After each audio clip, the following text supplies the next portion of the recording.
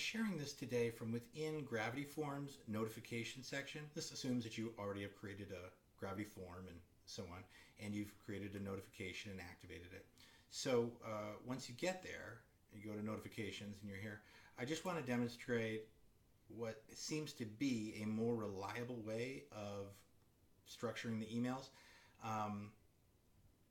And again, I'm not incredibly sure as to why exactly technically this happens, but I can tell you that it does seem to get around some ongoing issues with deliverability, and we believe it has to do with Gravity Form's logic itself, perhaps the way the Gravity Forms interfaces with SendGrid in our case.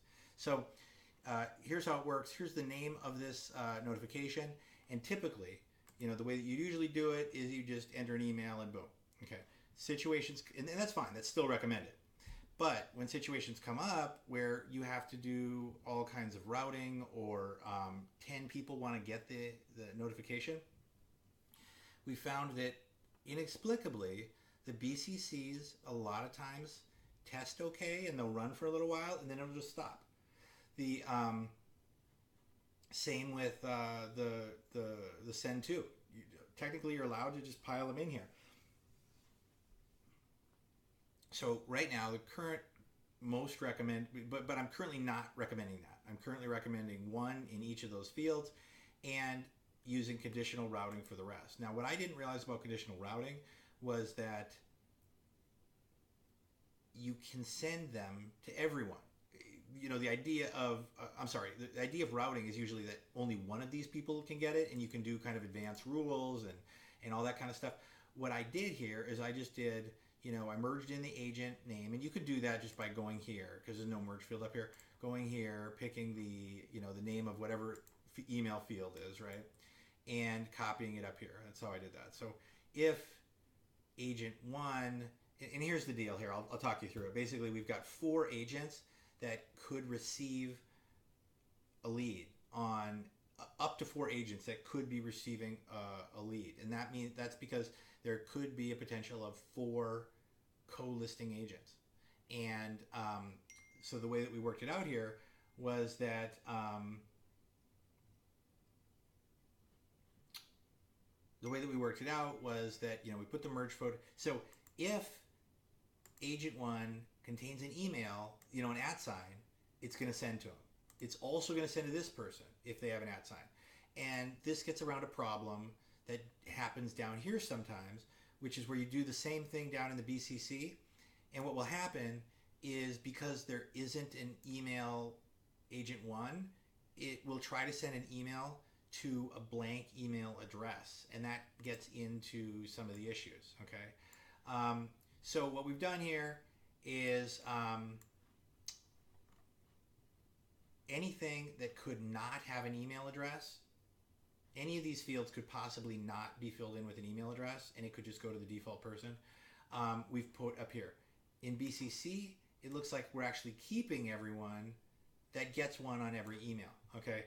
And this is far inferior to a solution where the company themselves, gets a, email group at company.com. This is far preferable. Send one, let their system sort it out on the other side. The problem even with this is that, when you're sending these emails, they all look a lot the same. Very quickly, it's likely that you're going to end up in their spam.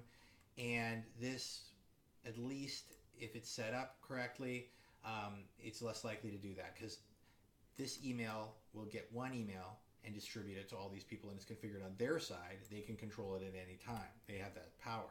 Okay. Another tip here with regards to sending. It used to be that we would just say the default was something like new submission from form title. Okay. What we've done in addition is we merged in some of the names from the entry. And if you're not familiar with this, there's a simple way to do that. You just, same way, you just get the merge fields. The idea here is that the email address will not, the subject line will not be the same thing over and over and over and over again. This is a play to try to stay out of people's spam or promotions folder. Okay, hope this has been helpful. I believe with some of these things in mind. Oh, another very important thing. From email. you can no longer just stick your email in here if you haven't gone through the proper steps to set up that email to be a sender. Okay, cannot do it. 90% of the 70% of the emails will not get through because most of us use Gmail or Yahoo or another email provider that is very concerned about our email addresses being spoofed and being used to send and so on and so forth. So don't think you can set this up.